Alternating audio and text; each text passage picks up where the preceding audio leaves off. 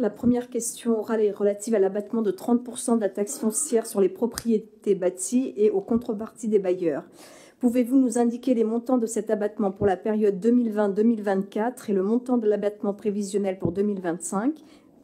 Par ailleurs, pouvez-vous nous indiquer les contreparties des bailleurs sociaux par QPV et par bailleur sur cette même période ? Question orale numéro 2 relative au paiement du personnel ayant participé à l'organisation des élections en 2024. L'organisation des élections législatives de 2024 a représenté un coût important pour les villes. Pouvez-vous nous indiquer le coût pour notre ville de l'organisation de ces élections ? Par ailleurs, s'agissant d'élections anticipées, ce coût n'avait pas été prévu lors du budget voté en 2024. Pouvez-vous nous indiquer sur quelle ligne du budget relative au personnel les crédits correspondant au montant nécessaire au paiement du personnel ayant participé à ces élections ont été pris et quel reliquat existe le cas échéant sur cette ligne en fin d'exercice ? Alors la troisième question est relative donc à la mousse du foyer Rochebrune. Pouvez-vous nous préciser si l'ensemble des occupants du foyer ont pu bénéficier de la mousse, les occupants en titre comme les occupants sans titre ? Par ailleurs, pouvez-vous nous communiquer les résultats de cette mousse ? Question numéro 4, relative au bilan d'étape de la médiation préalable obligatoire. En 2022, notre Assemblée avait voté l'adhésion de notre ville à la mission de médiation préalable obligatoire mise en œuvre par le CIG Petite Couronne. Interrogé sur le bilan d'étape de cette mission lors du Conseil municipal du 25 septembre dernier, vous nous répondiez que le rapport établi par le médiateur était disponible auprès du CIG.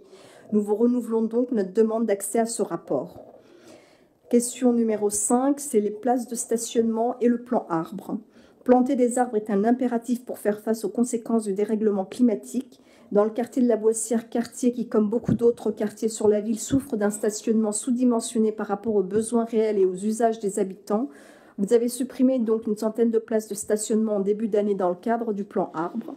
Pour le début de l'année 2025 est annoncée une nouvelle campagne de plantation dans des rues étroites où les difficultés de stationnement sont à ce jour avérées.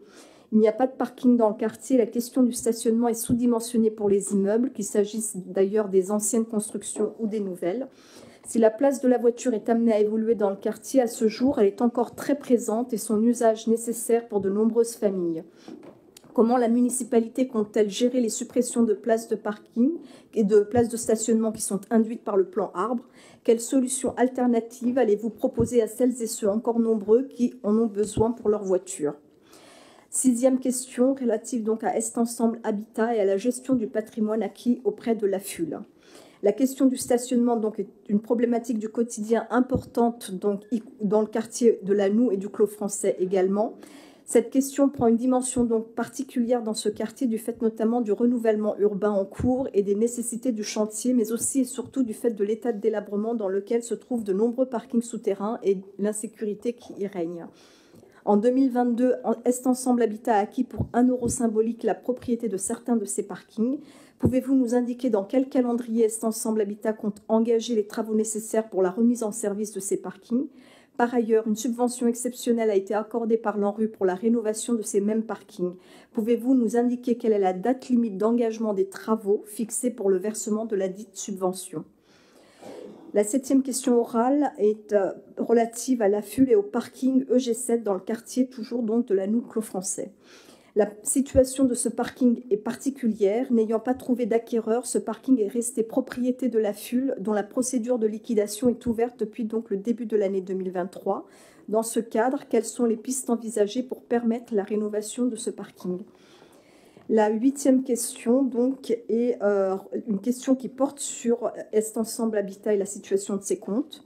La presse s'est récemment faite l'écho de malversations dans les comptes de l'Office public HLM de Bobigny. Par ailleurs, l'OPH de la ville de Noisy-le-Sec, en grande difficulté financière, a rejoint Est Ensemble Habitat. À Montreuil même, Est Ensemble Habitat est confronté à des situations qui nécessitent des financements importants. On parlait tout à l'heure donc de la rénovation des parkings, par exemple. Pouvez-vous nous préciser l'impact de ces incertitudes sur les comptes de l'Office en nous indiquant notamment quel est le niveau des provisions pour risques et charges ? Dans la même idée, quel est le niveau de risque qui pourrait au final peser sur les finances de la ville de Montreuil du fait de ces éléments ? La 9e question orale est relative à la prime Coquerel pour l'année 2023. La prime dédiée au personnel des centres de santé municipaux, dite prime Coquerel, a été reconduite donc en loi de finances pour couvrir l'année 2023. Les montants attribués par l'État en conséquence ont été annoncés par décret fin novembre avec une dotation de 238 740 € pour Montreuil.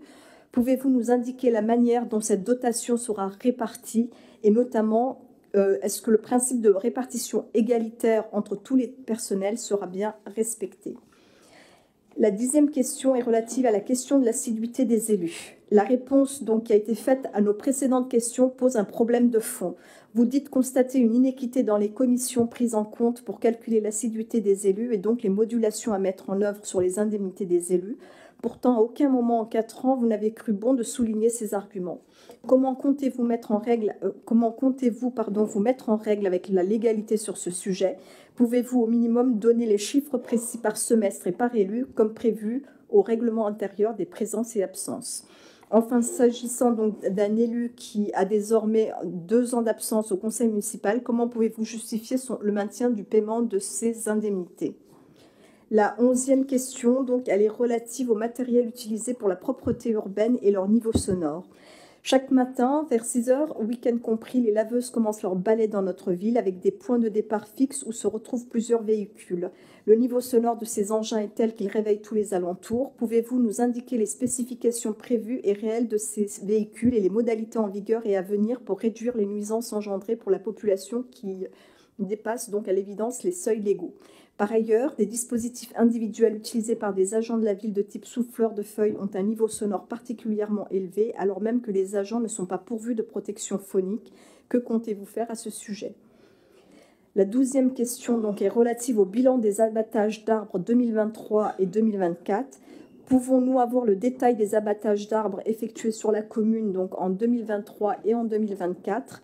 Qu'en est-il de l'arbre coupé hors tout protocole devant le 6 rue Voltaire et jamais remplacé alors qu'il faisait partie des replantations suite à l'abattage illégal de février 2022? La 13e question orale est relative donc au marché de restauration scolaire et à l'adhésion à table commune.